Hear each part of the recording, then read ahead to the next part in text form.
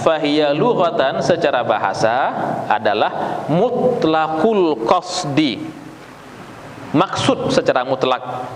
Setiap yang bernama maksud, tujuan, itu adalah niat. Ini definisi secara bahasa. Nah, perhatikan sedikit bahwa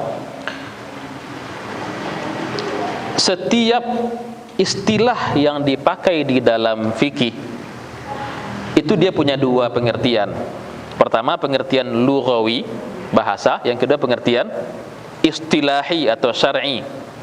Kalau di dalam bahasa Indonesia kan digunakan pengertian etimologi dan pengertian terminologi. Pengertian lughawi adalah etimologi. Adapun pengertian istilahi atau syar'i adalah pengertian terminologi. Nah, walaupun kemudian ada perbedaan antara pengertian bahasa dengan pengertian istilah, tapi tetap di sana ada benang merah yang bisa kita ambil. Ada hubungannya. Dia tidak langsung berbeda secara mutlak begitu. Misalnya, secara bahasa apa arti sholat? Doa. Betul, doa. Secara istilah apa arti sholat? Aqwalun wa af'alun muftatahatun bitakbiri muhtatamatun bitaslim. Sekumpulan perkataan dan perbuatan yang diawali dengan takbir, diakhiri dengan salam. Jadi sudah dipindahkan dari pengertian bahasa kepada pengertian istilah atau syar'i. Tapi adakah hubungannya antara pengertian bahasa dengan istilah? Ada. Apa hubungannya? Bahwa inti dari salat adalah doa. Begitu. Itu intinya. Iya. Jadi tetap ada hubungannya. Walaupun kemudian kita harus perhatikan bahwa ketika sebuah lafaz sudah dipindahkan dari pengertian bahasa ke pengertian istilah, jangan lagi pakai yang bahasanya, pakai yang istilahnya. Maka kan ada orang yang agak-agak gimana tuh, agak-agak nyeleneh pikirannya. Yang penting kan ingat, kan gitu salah itu. Dia masih terkungkung di pengertian bahasa. Yang penting kan doa, ya sudahlah, nggak usah sholat yang biasa kita kenal, cukuplah menos ketika itu berdoa, ya Allah, zikir, lah selesai sholatnya. Tidak bisa begitu. Eling. Di mana salahnya? Mereka tidak melihat bahwa lafaz ini sudah dipindahkan dari pengertian bahasa kepada pengertian istilah syar'i. Dan yang digunakan lagi adalah pengertian nama yang mana? Istilahnya. Lagi digunakan yang bahasa. Pengertian bahasa sekedar kita untuk mengenal, oh begini ya dulu akar katanya. Dan ini rupanya intinya. Ada hubungannya, memang ada hubungan.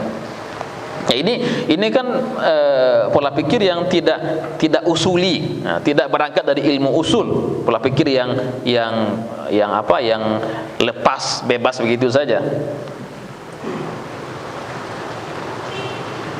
Baik, wa syar'an, secara syariat, arrafaha al-Mawardi, didefinisikan oleh Imam al-Mawardi bi annaha, yaitu apa definisinya? Qasdus syai'i muqtarinan bi fi'li, menyengaja atau bermaksud terhadap sesuatu yang diiringi dengan perbuatannya. Qasdus syai'i muqtarinan bi fi'li, maksud untuk mengerjakan sesuatu dan itu langsung diiringi dengan perbuatannya itu. Dia tidak ada jeda, tidak ada jarak antara niat dengan perbuatan.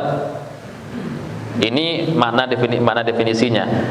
Nah, mungkin inilah yang membuat sebagian orang ketika akan pasang niat itu betul-betul lama. Kenapa? Dia ingin harus pas antara niat dengan perbuatannya. Allah, belum pas lagi, ulang lagi.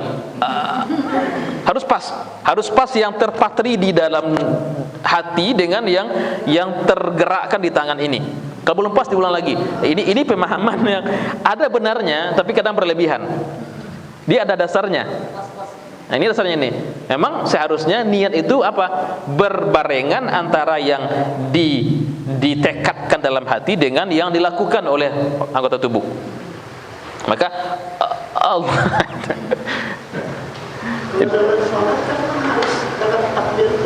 iya Bu, tapi kan juga harus demikian kan, was-was begitu. Oh, imam lah sampai baca Fatihah ya, barangnya masih itu Bu. Balik ke sudahnya itu. Padahal kalau seorang makmum terlewatkan takbiratul ihram bersama imam, itu dia kehilangan banyak pahala itu.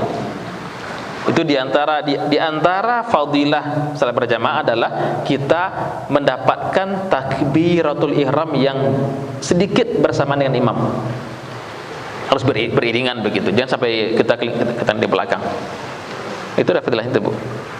Nah, ada beberapa. Iya, ketika imam sudah Allah, kita juga langsung setelah itu. Ikut, jangan diberikan jarak yang lama. Karena imam itu liyutamma bih, untuk diikuti. Maka ikuti imam. Kalau lama betul ininya atau agak lama jaraknya, kita kehilangan fadilah iktimam, mengikuti imam. Jadi kalau sudah lama dia begini terus kan Allah ya, kehilangan fadilah dia. Iya. Tapi ada juga orang penyakit itu, Ustaz. Betul Ibu. Itu mah diobati secara medis, itu secara psikologis sebenarnya diobati. Karena dia dampak kepada ibadah dia kan, kasihan. Bisa secara medis, ataupun memang dia mendapatkan pemahaman yang agak keliru dari para gurunya. Harus begitu, kalau enggak tidak sah niatnya. Akan begitu guru-guru sebagian kan. Harus yobana samu antara niat dengan karajo. Kalau enggak batal sembahyang awak, kan berlebihan.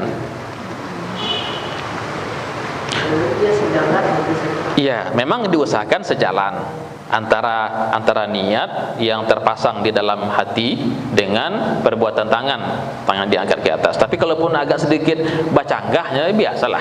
Itu kan hal yang yasir, kan hal yang sedikit, itu enggak juga berdampak betul kepada ibadah. Pertama belajar memang itu setuju. Iya. Nah. Saya juga begitu. Pertama belajar biasa. Iya. Ini definisi yang disampaikan oleh Imam Al-Mawardi. Oke, kembali kita kaji Imam Al-Mawardi ini. Siapakah beliau? Nama ini kan nama yang sangat terkenal ini. Nah, Buya Mawardi ya Fajri ya. Buyanya Fajri ini di Tawalik Padang Panjang, rahimahullahu taala. Imam Al-Mawardi. Siapakah beliau? Al-Mawardi. Imam Al-Mawardi juga seorang ulama Syafi'iyah.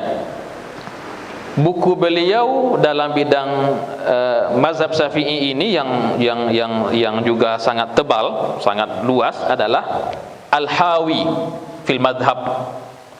Al-Hawi ini lebih kurang dicetak orang sekarang mungkin 20 jilid lah, lebih kurang. Cukup besar bukunya. Nah, beliau tidak hanya di bidang fikih kehebatannya, dan bahkan sesungguhnya beliau lebih dikenal di bidang yang lainnya.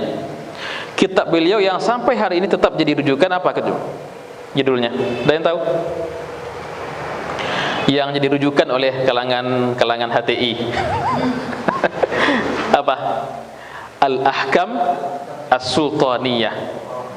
Al-Ahkam As-Sultaniyah, hukum-hukum pemerintahan. Nah, ini rujukan HTI ini. Bukunya bagus sekali, bagus. Dan Mawardi memang dikenal sebagai seorang filosof pemerintah, gitu. Karena buku ini memang luar biasa. Bukunya tidak begitu tebal, katakan ya nggak sampailah ke setebal Al-Hawi, tapi isinya sangat dalam. Sudah merupakan intisari begitu. Ini bedanya kalau memang ulama yang mengarang bukunya itu ya katakan 1 jilid tapi jadi sejarah.